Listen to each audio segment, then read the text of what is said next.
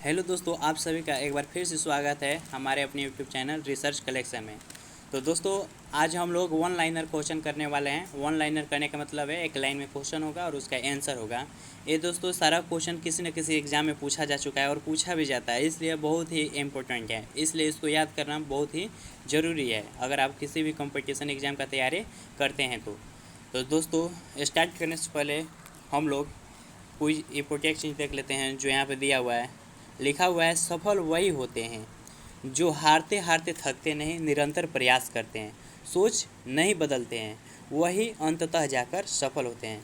इसलिए दोस्तों, अगर आप तैयारी करते हैं तो निरंतर प्रयास करते रहिए, न कि थक कर बैठ जाइए, क्योंकि थक कर बैठने वालों को इस दुनिया में कुछ नहीं मिलता है। मिलता उसी को है जो कोशिश करते रहता है। तो चलिए दोस्तों, हम लोग अपने क्वेश्चन पे आते हैं। तो दोस्तों, जैसे कि यहाँ पे पहला क्वेश्चन है, पृथ्वी से चंद्रमा का कितना भाग देखा जा सकता है या कितना भाग हम लोग देख सकते हैं। तो दोस्तों, इसका राइट आंसर होगा 57%। ये कभी कभी एग्जाम में देखेंगे तो 56% भी देता है, इसलिए आप लोग देख कर ही लगाइएगा। 56 या 57% इसका राइट आंसर होता है। दोस्तों, नेक्स्ट क्वेश्चन है, उत्तरी गोलार्ध में सबसे बड़ा दिन कौन होता है, यानी उत्तरी गोलार्ध में सबसे बड़ा दिन किस तारीख को होता है। तो 21 जून को होता है। तो उत्तरी गोलार्ध में सबसे बड़ा दिन 21 जून को होगा।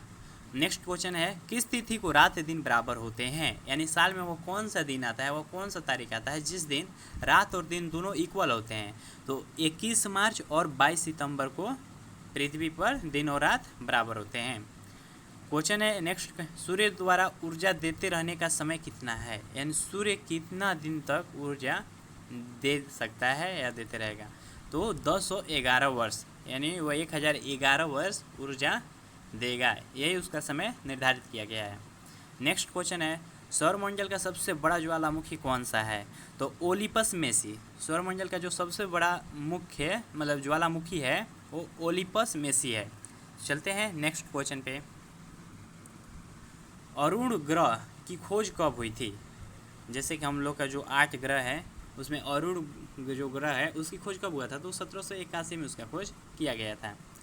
नेक्स्ट क्वेश्चन है, पृथ्वी द्वारा सूर्य की एक परिक्रमा को क्या कहते हैं, यानी जब पृथ्वी सूर्य का एक परिक्रमा कर लेता है तो उसको क्या कहते हैं। तो उसको सौर वर्ष कहते हैं। अब पृथ्वी पर ऋतु परिवर्तन का कारण क्या है, यानी पृथ्वी पर दिन और रात मतलब मौसम बदलता है, ऋतु बदलते रहता है, वो क्यों होता है। तो पृथ्वी अपनी अक्ष पर झुकी है, इसी झुकने के कारण ही पृथ्वी पर ऋतु परिवर्तन होता है। प्लूटो ग्रह की मान्यता कब समाप्त की गई।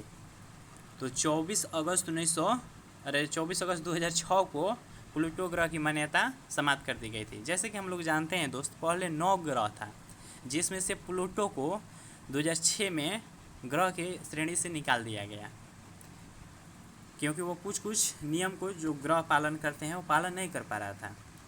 नेक्स्ट क्वेश्चन है, बुध ग्रह सूर्य का एक चक्कर लगाने में कितना समय लेता है। तो बुध ग्रह 88 दिन में ही सूर्य का एक चक्कर लगा देता है, जबकि पृथ्वी 365 दिन 6 घंटा में लगाता है।